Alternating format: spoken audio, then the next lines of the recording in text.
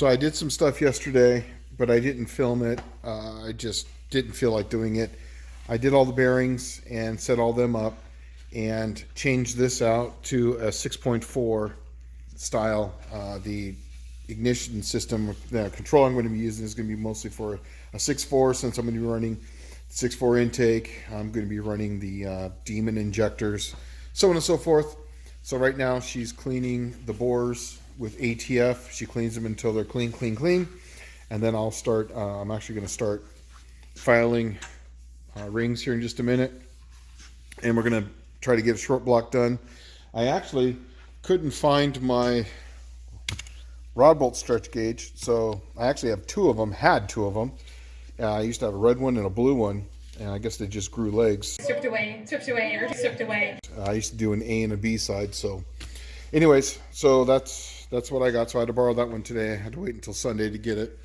And yeah, that's that. I'm going to start setting these up, and then we're going to build short block. So the short block's going to be built today. Anyways, as we go along, I will keep you posted. Oh, and then on the bearing side, the main bearing, I didn't know if this is one of the old bearings. I was kind of practicing on it as far as getting it going.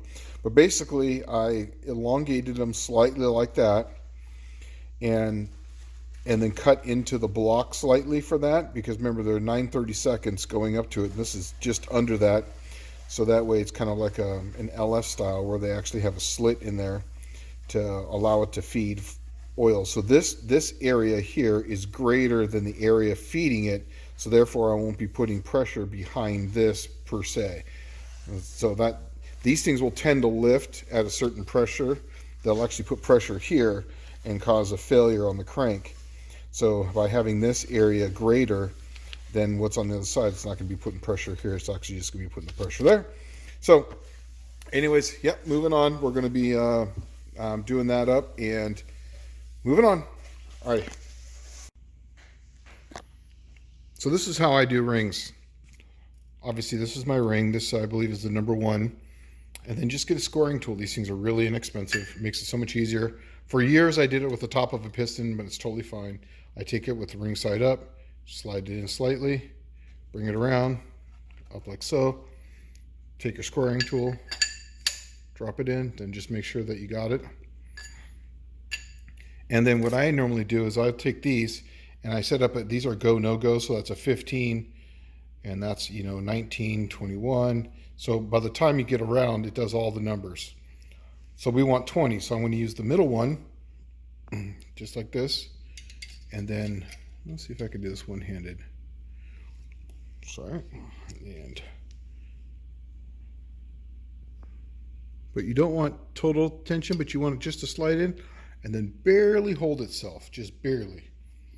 So that's how it's doing that, and that's how I normally set it up on these. So then just pop them up by that, pull them out. And then the way I'm setting these up is, this is not drag racing or anything, but it's definitely going to be road racing. So I'm just going to go with like circle track drag racing. And they're looking for, obviously I did the math, and it's 20 to 24. So I'm setting it up for 20 and 24. And the oil ring, they're calling for 15 thousandths minimum. These are coming in right around 17 or so. Some of them are like 19. So yeah, that's what I'm coming up with. And then how I set them up is I just do them. This is bank 1, then that's bank 2. So I'm just going through and doing these. Then I'll install these, then I'll do those, and then I'll install those. Then I go through and tighten them up, and we'll go from there. Alrighty. So this is how she cleans it out, and this is the first one on this side, and you can see how bad it is right there. That's just a couple swipes up and down.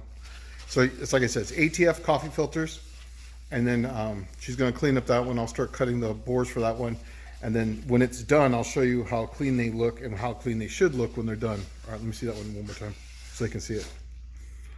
Yeah, that's just all the crap that's from there, and that's after even being cleaned a couple times. So it takes a while. Like I said, just her and some ATF. And not good for cleaning, right? Right. Alrighty.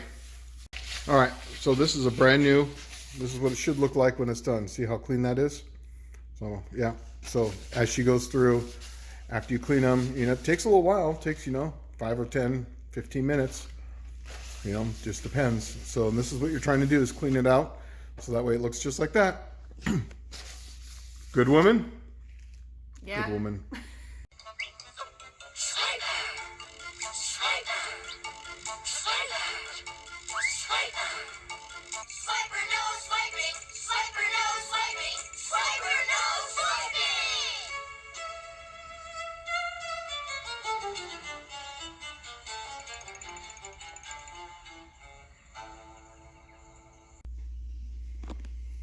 So I got the rings on these things, and I was going to put them on the pistons and get them ready to put in. I was going to do that, but I just had enough fun for the day.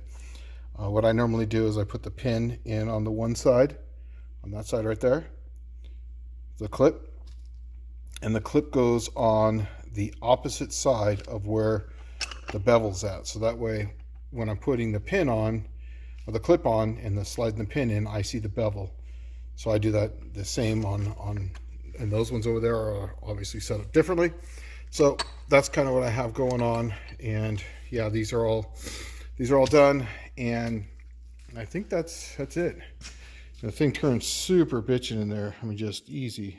So yep, I'll post this. This will be a part 1. I'll definitely do a part 2, and then I will show how I torque rods and what I do between the rods. Like say what I'm doing number 1 and 2, where I'll take a feeler gauge and put it between the rods, so when I torque it down, there's no twist or nothing. So alrighty, well that's it. Alrighty, bye.